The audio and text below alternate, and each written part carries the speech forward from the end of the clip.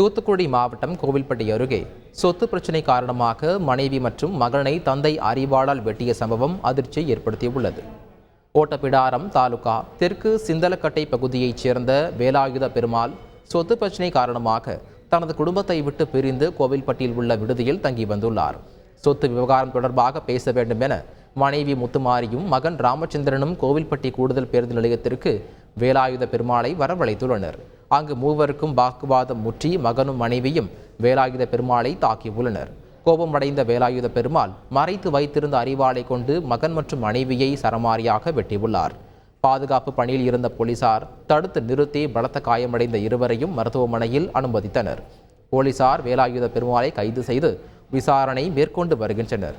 முதற்கட்ட விசாரணையில் 16 சென்ட் இடத்தை மகன் பெயருக்கு மாற்றித்தர கோரி குடும்பத்திற்குள் இருந்த பிரச்சனையே வன்முறைக்கு காரணம் என தெரிய வந்துள்ளது. செய்திகளை உடனுக்குடன் தெரிந்து கொள்ள உடனே சப்ஸ்கிரைப் பண்ணுங்க.